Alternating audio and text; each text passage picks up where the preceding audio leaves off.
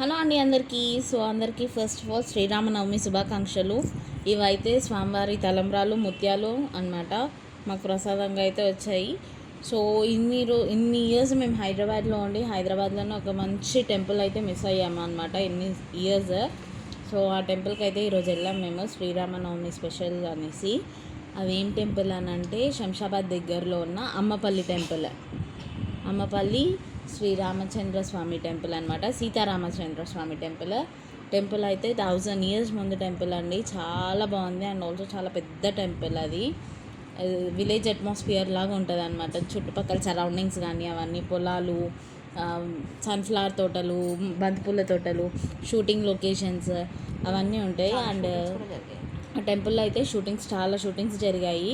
మర్యాద Ramanna cinema and యజ్ఞం cinema ఇవన్నీ షూటింగ్స్. ఆ కోనేరు ఉంటుంది ఒకటి, కోనేరు దగ్గర అయితే షూటింగ్స్ జరిగాయి. మేము కోనేరు చూపించలేదు బికాజ్ ఎందుకు అని అంటే రెనోవేషన్ వర్క్ అవుతుంది అండ్ ఆల్సో కళ్యాణ మండపం అక్కడే ఉండే, అందుకనేసి చూపించలేదు. అండ్ ఇక్కడ ఈరోజు కూడా వీడియో కొంచెమే తీసాము. ఎందుకనంటే జనాలు చాలా ఎక్కువ ఉండే అండ్ పందిర్లు వేయడం వల్ల అంత క్లియర్గా కనిపించలేకపోయింది టెంపుల్.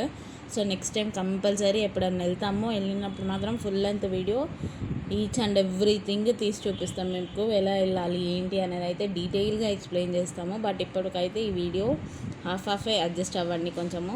అండ్ పండగ కాబట్టి అక్కడ ఒక చిన్న జాతరలాగా అన్ని షాపింగ్స్ అవన్నీ సెటప్ చేశారు. ఆ 2 మూటలు ఏంటి అని అంటే, ఒకటి మా ఇంటి దగ్గర గుడికి వెళ్ళాము, ఒకటి అక్కడ అమ్మపల్లి టెంపుల్కి వెళ్ళాము. అక్కడ మా అమ్మ సారీలో ఏమో ఇక్కడ దొరికిన తలంబ్రాలు అండ్ ముత్యాలు అయితే తీసుకున్నాము. ఇంకొక దగ్గర ఏంటంటే మాకు తలంబ్రాలు అండ్ పసుపు కొమ్ము వచ్చిందనమాట. ఈసారి మాకు 2 ముత్యాలు 1 పసుపు కొమ్ము. మాకు ఎప్పుడు అట్లా రాలేదు. ఒక ముత్యం వచ్చిందంటేనే వావ్ అనుకుంటాం మేము, బట్ ఈసారి 2 వచ్చాయి అండ్ ఆల్సో ఏంటిది పసుపు కొమ్ము వచ్చింది. సో ఇదైతే కళ్యాణం అయిన చోట అనమాట. ఎంత పబ్లిక్ ఉంది చూసారా, అసలు మేము పోయిందే లేట్, అప్పటికే ఇంకా చాలామంది పబ్లిక్ ఉండే. అండ్ అన్నదానం కూడా పెళ్లి భోజనం ఉంటుంది కదా స్వామివారిది, అది కూడా చాలా ఉండే అనమాట. రష్ 3 o'clockకి ఒక ఊర్లో పెళ్ళైనట్టే చదివింపుల కార్యక్రమాలు, అందరు వచ్చే స్వామివారికి చదివింపులు. నాకు అది బాగా నచ్చింది. ఏంటంటే మన ఊళ్ళలో పెళ్ళిళ్ళు అయితే పిల్లగాని తరఫున చదివింపులు, పిల్ల తరఫున చదివింపులు, అది చూడడానికి చాలా అంటే చాలా మంచిగా అనిపించింది. అసలు ఎంత పీస్ఫుల్గా ఉందంటే ప్లేసు అంత పీస్ఫుల్గా ఉంది. అక్కడ ఏం బిల్డింగ్లు అవన్నీ ఏమి లేవు.